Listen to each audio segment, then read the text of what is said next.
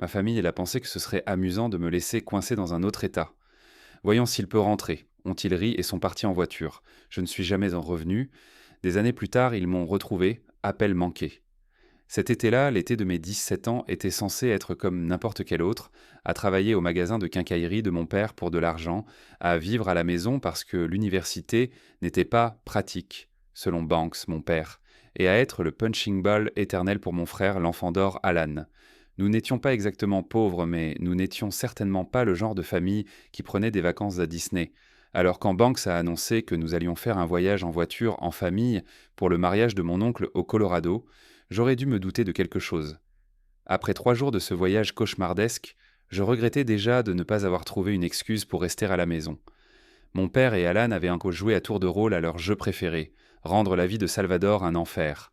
Maman, Irène, disait de temps en temps « ça suffit », avec sa voix faible, mais nous savions tous que c'était juste pour la forme. Il faut que je vous explique ma famille. Banks n'était pas un père ordinaire. Il était le genre de personne qui vous réveillait à 2 heures du matin pour vous crier dessus à propos d'une corvée que vous aviez manquée, qui jetait vos affaires si elles étaient sur son chemin, qui me disait que j'étais un bon à rien depuis que je savais comprendre les mots. Alan a vite compris. Soit tu deviens le mini-moi de papa, soit tu deviens comme moi. Devinez quel chemin il a choisi. Ce matin-là, nous nous sommes arrêtés à une aire de repos perdue au Colorado, au milieu de nulle part sur des kilomètres. Juste des champs, des montagnes au loin et un petit bâtiment de toilettes tout triste avec des distributeurs automatiques. Je dormais à l'arrière de notre Suburban et j'avais besoin de me dégourdir les jambes, d'aller aux toilettes. Papa et Alan riaient de quelque chose pendant que maman vérifiait son maquillage dans le miroir du pare-soleil. Je me souviens exactement de ce que je portais. Un t-shirt Metallica, délavé, un jean avec un trou au genou et ces vieilles Vans que j'avais depuis toujours.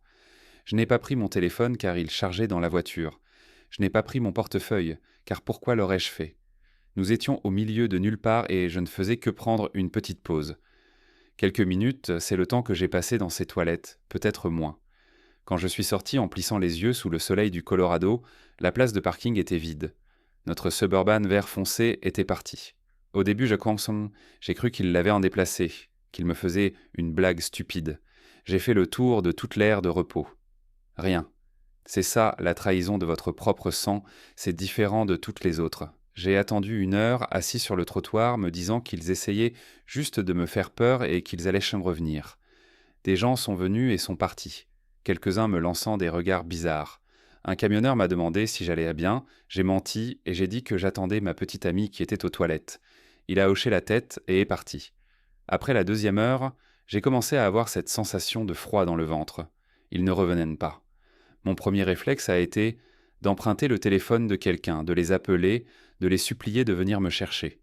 Mais au moment où j'étais sur le point d'approcher une mère avec 2 enfants, quelque chose m'a arrêté. Toute une vie de souvenirs a défilé dans ma tête, chaque humiliation, chaque fois qu'ils avaient chien ri à mes dépens, chaque blague qui n'était en réalité qu'une cruauté avec une chute. Je pouvais presque les entendre. La voix d'Alan. Mec, je parie qu'il est en train de pleurer en ce moment. Mon père, il se débrouillera s'il n'est pas aussi stupide qu'il en a l'air. La faible protestation de ma mère qui ne changeait jamais rien. J'ai donc pris une décision. J'ai approché cette maman et j'ai demandé à utiliser son téléphone, mais je n'ai pas appelé ma famille. J'ai appelé les renseignements et j'ai obtenu le numéro de l'abri le plus proche, à Grand Junction, à environ 50 miles de là. Puis je lui ai demandé si elle pouvait me déposer en ville. Je lui ai dit que ma famille avait eu une urgence et avait dû partir, mais qu'ils allaient envoyer quelqu'un me chercher plus tard. Elle a hésité, mais j'ai dû avoir l'air assez inoffensif parce qu'elle a accepté. Cette première nuit à l'abri a été un retour à la réalité. Je n'avais rien d'autre que les vêtements que je portais. Pas de carte d'identité, pas d'argent, pas de contact. Le type de l'abri, Dave, m'a laissé utiliser leur ordinateur pour chercher l'adresse de mon oncle à partir de l'invitation de mariage que j'avais vue. Je me suis dit que je pourrais peut-être me rendre au mariage, y retrouver ma famille, mais ensuite je suis resté assis à regarder l'écran et j'ai pensé « Pourquoi ? Pourquoi courir après des gens qui m'ont littéralement abandonné sur le bord de la route pour rire ? Au lieu de ça, j'ai créé un nouveau compte de messagerie. J'ai cherché des ressources pour les gens qui avaient besoin de remplacer leur carte d'identité en urgence. J'ai cherché sur Google des emplois qui payaient en espèces. J'ai fait un plan. 2 jours plus tard, je faisais la vaisselle dans un petit restaurant appelé Sonny's. La propriétaire, Géraldine, était cette femme formidable, avec une mèche violette dans ses cheveux gris et plus de tatouages que ce à quoi on pourrait s'attendre. Je suis entré, j'ai demandé s'il avait besoin d'aide. Je lui ai dit que mon portefeuille avait été volé, mais que j'avais besoin de travailler. Elle m'a jaugé et a dit : « Le plongeur a démissionné hier. Tu me voles, tu es mort. Commence maintenant. » C'est ça, le fond du trou. Tu ne peux que remonter à partir de là. Pendant une semaine, j'ai travaillé en double, dormi à l'abri, porté des vêtements donnés.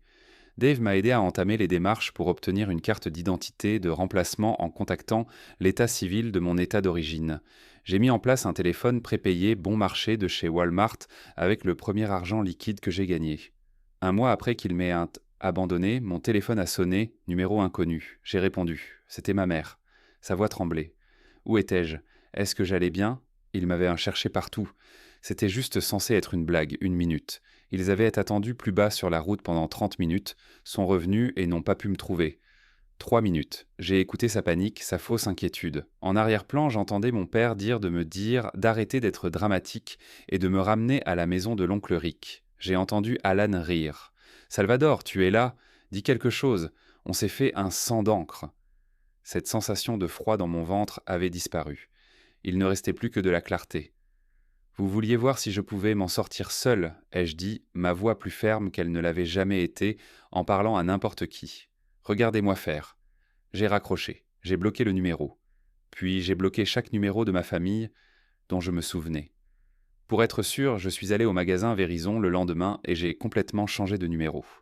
57 appels manqués avant que je ne change ce numéro. Je les imagine de plus en plus en colère quand ils ont réalisé que leur punching ball ne revenait pas pour se faire frapper.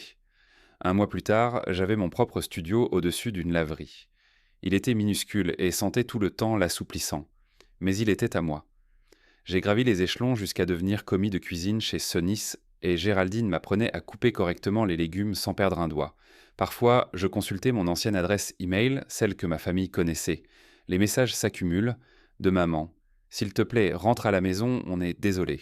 De papa. Cette ruse enfantine doit cesser maintenant. D'Alan. Mec, c'était juste une blague, arrête d'être un tel.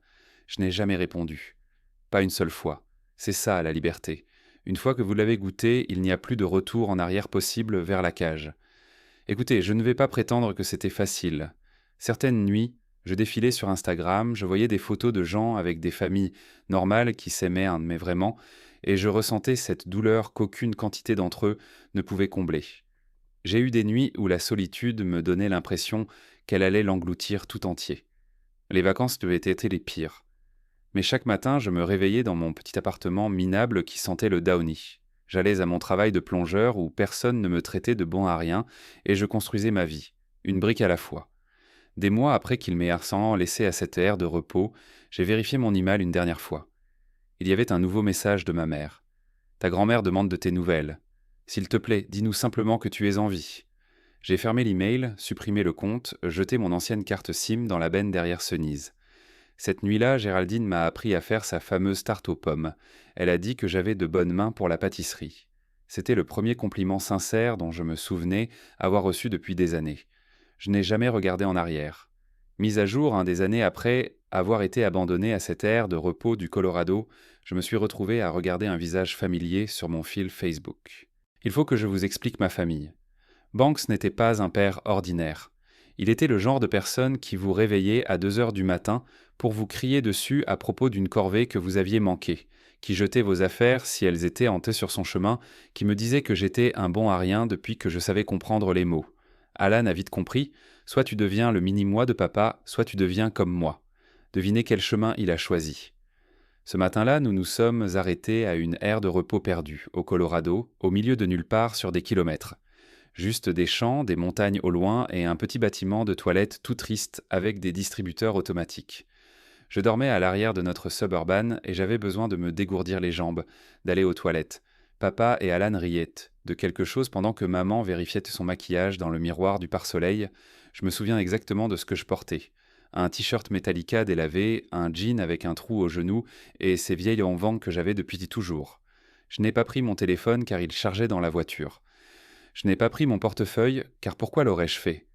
Nous étions au milieu de nulle part et je ne faisais que prendre une petite pause. Quelques minutes, c'est le temps que j'ai passé dans ces toilettes, peut-être moins. Quand je suis sorti en plissant les yeux sous le soleil du Colorado, la place de parking était vide. Notre Suburban vert foncé était parti. Au début, j'ai cru qu'il l'avait en déplacé, qu'il me faisait une blague stupide. J'ai fait le tour de toute l'aire de repos. Rien. C'est ça, la trahison de votre propre sang, c'est différent de toutes les autres. J'ai attendu 1 heure, assis sur le trottoir, me disant qu'ils essayaient juste de me faire peur et qu'ils allaient en revenir. Des gens sont venus et sont partis, quelques-uns me lançant des regards bizarres. Un camionneur m'a demandé si j'allais bien, j'ai menti et j'ai dit que j'attendais ma petite amie qui était aux toilettes. Il a hoché la tête et est parti. Après la 2e heure, j'ai commencé à avoir cette sensation de froid dans le ventre. Ils ne revenaient pas. Mon premier réflexe a été d'emprunter le téléphone de quelqu'un, de les appeler, de les supplier de venir me chercher. Mais au moment où j'étais sur le point d'approcher une mère avec 2 enfants, quelque chose m'a arrêté. Toute une vie de souvenirs a défilé dans ma tête, chaque humiliation, chaque fois qu'ils avaient ri à mes dépens, chaque blague qui n'était en réalité qu'une cruauté avec une chute. Je pouvais presque les entendre, la voix d'Alan. Mec, je parie qu'il est en train de pleurer en ce moment. Mon père. Il se débrouillera s'il n'est pas aussi stupide qu'il en a l'air. La faible protestation de ma mère qui ne changeait jamais rien. J'ai donc pris une décision. J'ai approché cette maman et j'ai demandé à utiliser son téléphone, mais je n'ai pas appelé ma famille.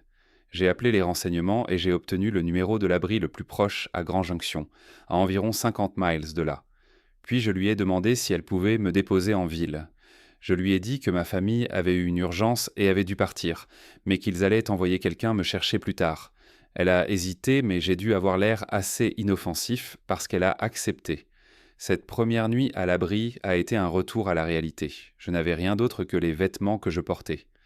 Pas de carte d'identité, pas d'argent, pas de contact. Le type de l'abri, Dave, m'a laissé utiliser leur ordinateur pour chercher l'adresse de mon oncle à partir de l'invitation de mariage que j'avais vue. Je me suis dit que je pourrais peut-être me rendre au mariage, y retrouver ma famille. Mais ensuite je suis resté assis à regarder l'écran et j'ai pensé « Pourquoi ?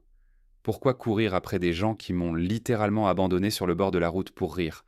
Au lieu de ça, j'ai créé un nouveau compte de messagerie. J'ai cherché des ressources pour les gens qui avaient un besoin de remplacer leur carte d'identité en urgence. J'ai cherché sur Google des emplois qui payaient en espèces. J'ai fait un plan. 2 jours plus tard, je faisais la vaisselle dans un petit restaurant appelé Sonise. La propriétaire, Géraldine, était cette femme formidable, avec une mèche violette dans ses cheveux gris et plus de tatouages que ce à quoi on pourrait s'attendre. Je suis entré, j'ai demandé s'ils avaient besoin d'aide, je lui ai dit que mon portefeuille avait été volé, mais que j'avais besoin de travailler. Elle m'a jaugé et a dit « Le plongeur a démissionné hier. Tu me voles, tu es mort. Commence maintenant. » C'est ça, le fond du trou. Tu ne peux que remonter à partir de là. Pendant 1 semaine, j'ai travaillé en double, dormi à l'abri, porté des vêtements donnés. Dave m'a aidé à entamer les démarches pour obtenir une carte d'identité de remplacement en contactant l'état civil de mon état d'origine. J'ai mis en place un téléphone prépayé bon marché de chez Walmart avec le premier argent liquide que j'ai gagné. 1 mois après qu'il m'ait abandonné, mon téléphone a sonné, numéro inconnu. J'ai répondu. C'était ma mère. Sa voix tremblait. Où étais-je ? Est-ce que j'allais bien ? Ils m'avaient en cherché partout. C'était juste censé être une blague, 1 minute. Ils avaient attendu plus bas sur la route pendant 30 minutes, sont revenus et n'ont pas pu me trouver. 3 minutes. J'ai entendu sa panique, sa fausse inquiétude. En arrière-plan, j'entendais mon père dire d'arrêter d'être dramatique et de me ramener à la maison de l'oncle Rick. J'ai entendu Alan rire. « Salvador, tu l'as ? Dis quelque chose. On s'est fait un sang d'encre. » Cette sensation de froid dans mon ventre avait disparu. Il ne restait plus que de la clarté. « Vous vouliez voir si je pouvais m'en sortir seul, ai-je dit, ma voix plus ferme qu'elle ne l'avait jamais été en parlant à n'importe qui. Regardez-moi faire. » J'ai raccroché. J'ai bloqué le numéro. Puis j'ai bloqué chaque numéro de ma famille, dont je me souvenais. Pour être sûr, je suis allé au magasin Verizon le lendemain et j'ai complètement changé de numéro. 57 appels manqués avant que je ne change ce numéro. Je les imagine de plus en plus en colère quand ils réalisent que leur promptment, que leur punching ball ne revenait pas pour se faire frapper. 1 mois plus tard, j'avais mon propre studio au-dessus d'une laverie. Il était minuscule et sentait tout le temps l'assouplissant, mais il était à moi. J'ai gravi les échelons jusqu'à devenir commis de cuisine chez Sonise et Géraldine m'apprenait à couper correctement les légumes sans perdre un doigt. Parfois, je consultais mon ancienne adresse e-mail, celle que ma famille connaissait. Les messages s'accumulent. De maman. « S'il te plaît, rentre à la maison, on est désolé. » De papa. « Cette ruse enfantine doit cesser, maintenant. Dallan. Mec, c'était juste une blague, arrête d'être un tel. Je n'ai jamais répondu, pas une seule fois. C'est ça, la liberté. Une fois que vous l'avez goûté, il n'y a plus de retour en arrière possible vers la cage. Écoutez, je ne vais pas prétendre que c'était facile. Certaines nuits, je défilais sur Instagram, je voyais des photos de gens avec des familles normales qui s'aimaient vraiment, et je ressentais cette douleur qu'aucune quantité d'entre eux ne pouvait combler. J'ai eu des nuits où la solitude me donnait l'impression qu'elle allait l'engloutir tout entier. Les vacances étaient les pires. Mais chaque matin, je me réveillais dans mon petit appartement minable qui sentait le Downey. J'allais à mon travail de plongeur où personne ne me traitait de bon à rien et je construisais ma vie, une brique à la fois. 6 mois après qu'il m'ait laissé à cette ère de repos, j'ai vérifié mon email une dernière fois. Il y avait un nouveau message de ma mère. Ta grand-mère demande de tes nouvelles. S'il te plaît, dis-nous simplement que tu es en vie. J'ai fermé l'email, supprimé le compte, jeté mon ancienne carte SIM dans la benne derrière Sonny's. Cette nuit-là, Géraldine m'a appris à faire sa fameuse tarte aux pommes. Elle a dit que j'avais de bonnes mains pour la pâtisserie. C'était le premier compliment sincère dont je me souvenais avoir reçu depuis des années. Je n'ai jamais regardé en arrière. Des années après avoir été abandonné à cette aire de repos du Colorado, je me suis retrouvé à regarder un visage familier sur mon fil Facebook.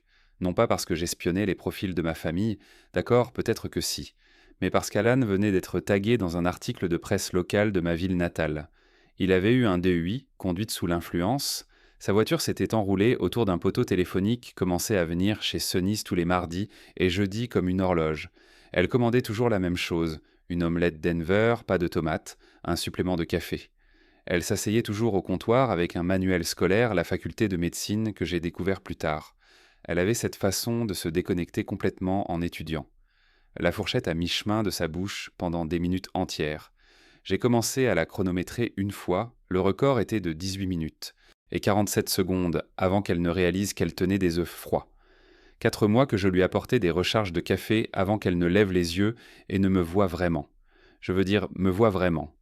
Ses yeux se sont un peu écarquillés et elle a dit que mon nom sur mon badge était mal orthographié. Ce n'était pas le cas, mais c'est devenu notre petite blague bizarre. Je portais un nom mal orthographié différent tous les mardis et jeudis. Salvador, Salvador, Salvador, disait-elle en montrant du doigt. Je faisais semblant d'être surpris.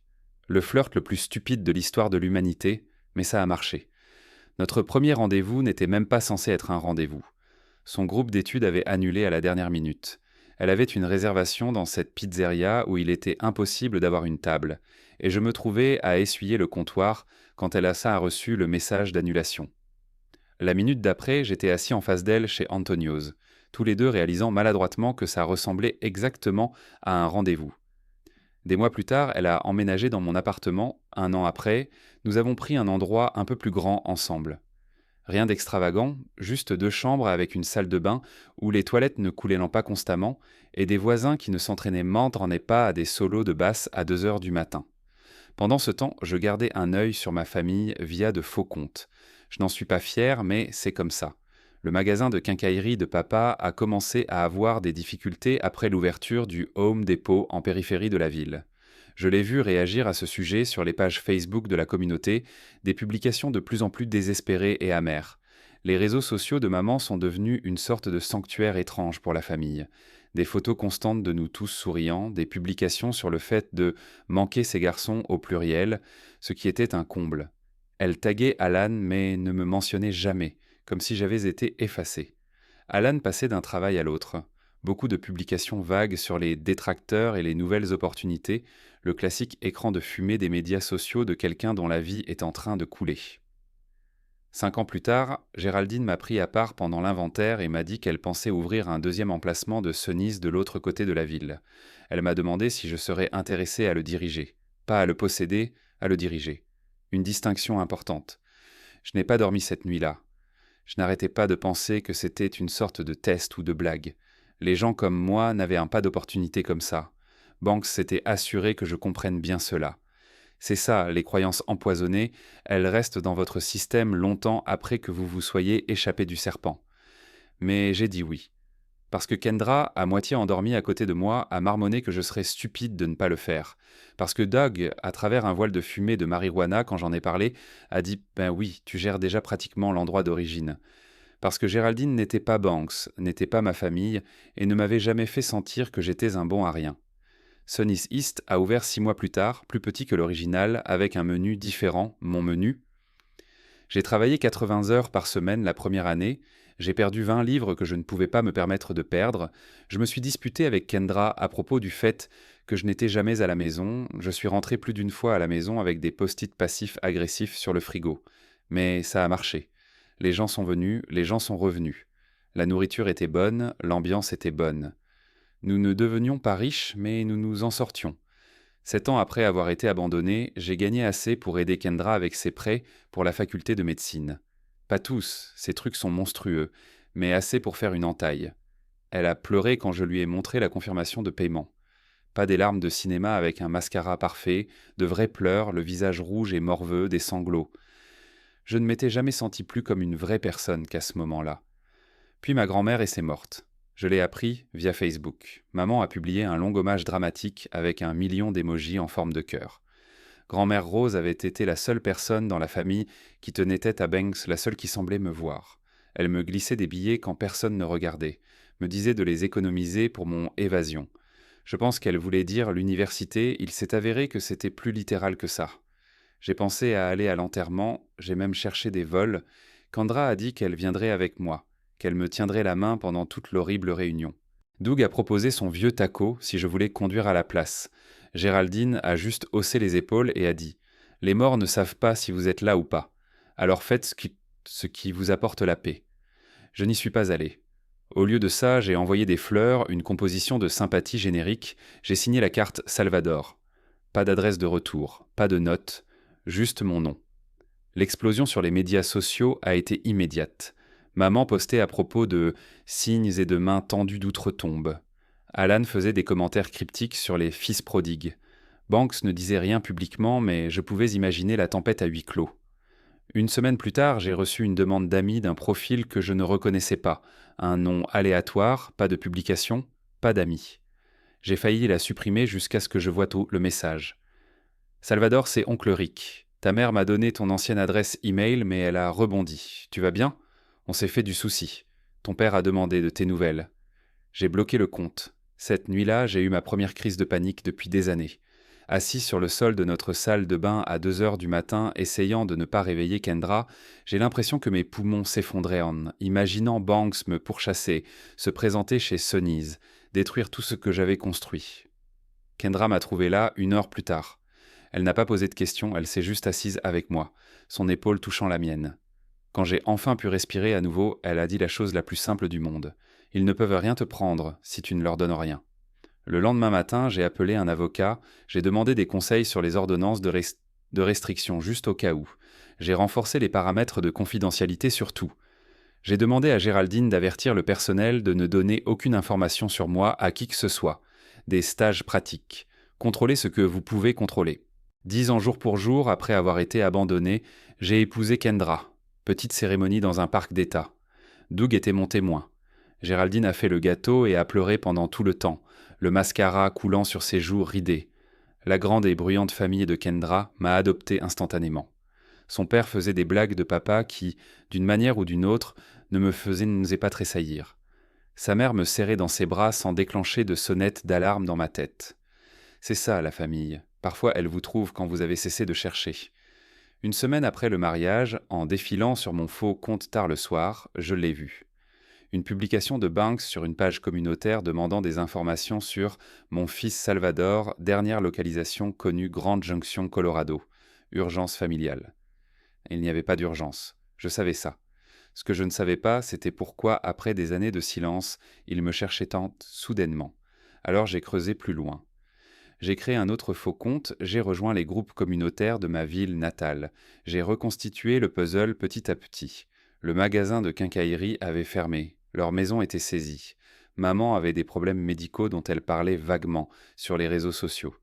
Alan était revenu vivre à la maison après son 3e DUI. Ils ne me cherchaient pas parce que je leur manquais. Ils me cherchaient parce qu'ils avaient un besoin de quelque chose. Et vous savez quoi ? Pour la première fois depuis des années, j'ai souri en pensant à eux. Pas parce que j'étais heureux de leur malheur, mais parce que j'ai réalisé quelque chose d'important. Je m'en fichais. J'ai fermé l'ordinateur portable, je me suis glissé dans le lit à côté de ma femme endormie, et j'ai pris une décision. Je continuerai de regarder de loin. Pas par haine, pas par amour, mais parce que parfois, la meilleure vengeance n'est pas ce que vous faites, c'est ce que vous construisez pendant qu'ils sont occupés à se détruire. Tout a commencé par une notification LinkedIn. 15 ans après avoir été abandonné à cette ère de repos du Colorado, ma vie soigneusement construite a eu un accroc. Quelqu'un avait consulté mon profil 12 fois en une journée. Rien d'inhabituel pour LinkedIn, les recruteurs font des trucs bizarres comme ça tout le temps. Ce qui était inhabituel, c'était le nom. Alan Matthew, mon frère. C'est ça, le passé, il est patient. Il attendra dans les hautes herbes pendant des années avant de frapper. À ce moment-là, ma vie ne ressemblait en rien à cette première année à la Grand Junction. Kendra avait terminé la faculté de médecine, fait son internat et travaillait maintenant dans une clinique locale, 3 jours par semaine pour pouvoir être plus souvent à la maison avec nos enfants. Nous en avions 2, Ellie et Marcus. L'appartement au-dessus de la laverie avait cédé la place à une modeste maison de 4 chambres en périphérie de la ville, rien d'extravagant mais avec une cour où les enfants pouvaient jouer et où je pouvais faire pousser des tomates qui ne poussaient jamais vraiment bien. Sunnis s'était étendu à 3 emplacements. Toujours pas une franchise massive ou quoi que ce soit, mais assez pour que je n'ai plus à travailler à la ligne, sauf quand quelqu'un était malade. Géraldine avait pris une semi-retraite il y a des années, bien qu'elle se présentait toujours sans préavis pour critiquer la façon dont nous faisions sa recette de croûte de tarte. J'ai fait la paix avec mon passé.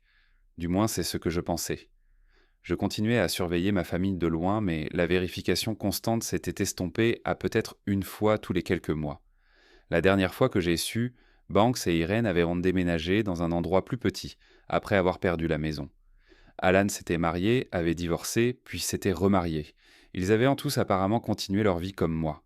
Le truc LinkedIn m'a quand même ébranlé. Des années de silence et maintenant ça. J'en ai parlé à Kendra alors que nous faisions notre routine du dimanche soir, plier le linge tout en regardant à moitié n'importe quelle série Netflix que nous avions du retard. Elle s'est arrêtée, une chaussette dépareillée dans chaque main, et m'a demandé si j'allais bien. J'ai hoché la tête parce que pouvais-je dire d'autre ? Que j'avais soudainement 17 ans de nouveau, coincé à une aire de repos, que je pouvais sentir la voix de Banks dans ma tête me traitant de bon à rien.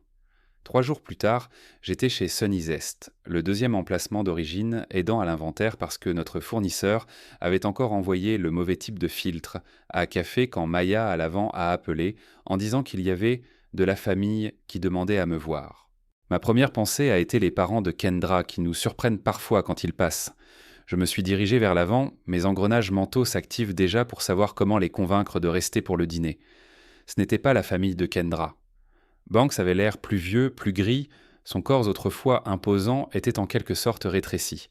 Le visage d'Irène avait cet air pincé qui vient après des années de travail, ses cheveux teints d'une nuance de brun non naturel. Et Alan ressemblait à Banks à 45 ans, même posture, même façon de prendre de la place. Il y avait une femme avec eux que je ne reconnaissais pas, jeune, peut-être au début de la vingtaine, qui restait en retrait comme si elle n'était pas sûre de sa place dans ce moment.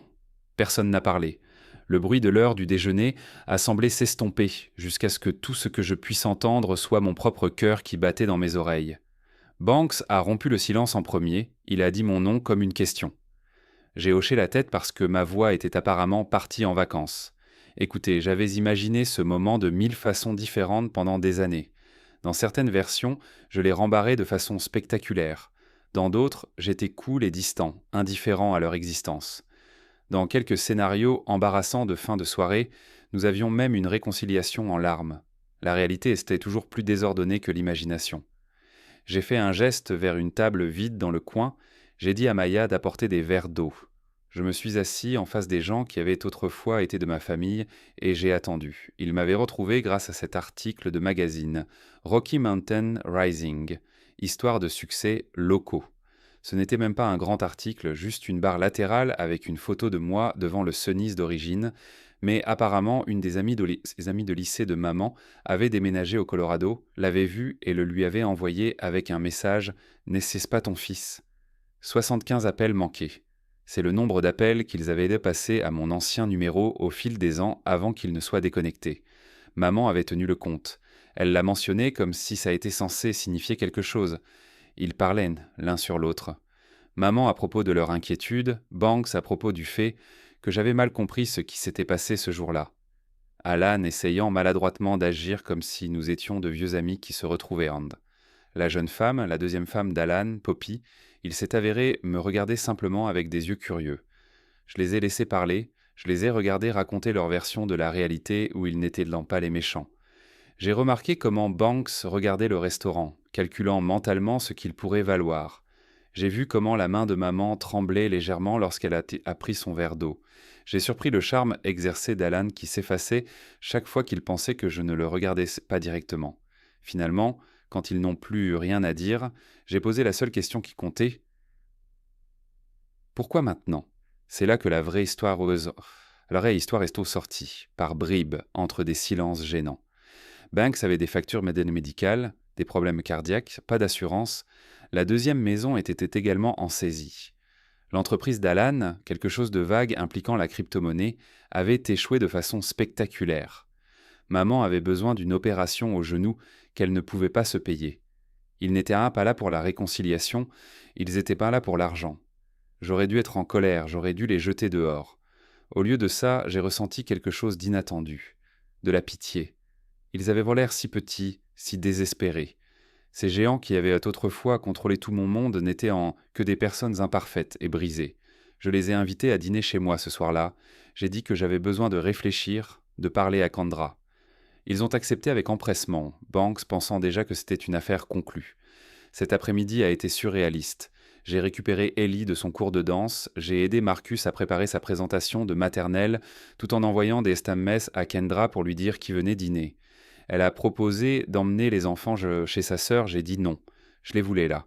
Je voulais que ma famille rencontre ma famille. Le dîner était des enchiladas au poulet, ma spécialité qui n'était pas vraiment spéciale, juste une recette du dos d'une boîte Old El Paso que j'avais modifiée au fil des ans. Ellie a mis la table sans qu'on le lui demande, plaçant soigneusement les fourchettes du mauvais côté jusqu'à ce que Kendra la corrige discrètement. Marcus a insisté pour porter son costume de Spider-Man parce que c'était mardi, et apparemment le mardi était maintenant le jour de Spider-Man. Quand la sonnette a retenti, j'ai failli faire tomber le plat que je portais à la table. Kendra m'a serré le bras en passant, elle a chuchoté qu'elle me soutenait, quoi qu'il arrive. Les enfants ont levé les yeux curieusement, sentant que quelque chose d'important se passait.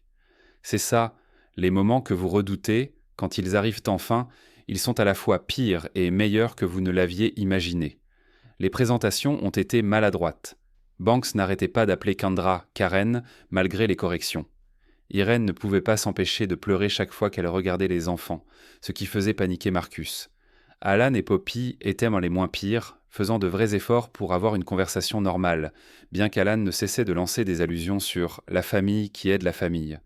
Après le dîner, Kendra a emmené les enfants à l'étage pour les bains et le coucher, me lançant un regard qui disait clairement « Envoie un texto si tu as besoin d'une extraction ».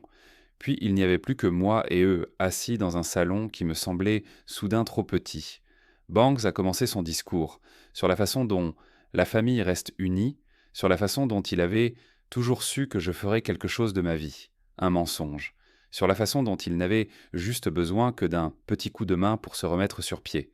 20 000 $, juste un prêt bien sûr. Je l'ai laissé finir. Puis je lui ai demandé s'il se souvenait de ce qu'il m'avait dit pour mon 16e anniversaire. Il avait l'air vide. Je le lui ai rappelé « Au moins, tu ne pourras plus me décevoir une fois que tu ne seras plus légalement mon problème. » J'ai demandé à maman si elle se souvenait de ce qu'elle s'était fait, quand Banks avait jeté ma lettre d'acceptation au collège communautaire à la poubelle. Rien. Elle n'avait rien fait. J'ai demandé à Alan s'il se souvenait d'avoir dit à ma première petite amie que j'étais probablement un gay de toute façon, quand elle est venue faite à la maison me chercher. Ils se sont agités, ont trouvé des excuses. Banks a commencé à prendre cette voie dangereuse qui me faisait autrefois me recroqueviller. Mais voilà, je ne me recroqueville plus. J'étais à 15 ans et 1 million de kilomètres de cette personne. Je suis allé dans mon bureau, je suis revenu avec une enveloppe, je l'ai tendue à Banks. À l'intérieur se trouvait un chèque de 27,50 $. Banks l'a regardé, confus, et a demandé ce que c'était censé être. Je lui ai dit 27,50 $ est le coût exact d'un billet Greyhound de Grande Junction à notre ville natale. Le montant exact qu'il m'aurait fallu pour rentrer à la maison de là où ils m'ont abandonné. Le silence a été absolu. Puis Banks a commencé à crier, il m'a traité d'ingrat, d'égoïste. Il a dit que j'avais toujours été une déception. Le best-of de mon enfance qui passait une dernière fois. Je n'ai pas discuté. Je n'ai pas crié en retour, je me suis juste levé et je leur ai dit qu'il était temps de partir. Maman a essayé une approche différente, des larmes, de la culpabilité. Comment pourrais-je faire ça à ma famille? Alan est devenu froid, le masque du frère amical est complètement tombé. Poppy avait juste l'air embarrassé pour eux tous. Quand ils sont finalement partis, Banks froissant le chèque et le jetant sur notre perron, j'ai fermé la porte et je me suis appuyé dessus, les jambes soudain tremblantes. Kendra est descendue, elle m'a demandé si j'allais bien. J'ai hoché la tête, ne faisant pas confiance à ma voix. Nous avons nettoyé la vaisselle du dîner en silence, vérifié les enfants endormis, nous nous sommes préparés à nous coucher comme si n'importe quelle autre nuit. Alors que je mettais le système de sécurité, j'ai ouvert la caméra de la porte d'entrée sur mon téléphone. Ils étaient toujours dans l'allée, en train de se disputer.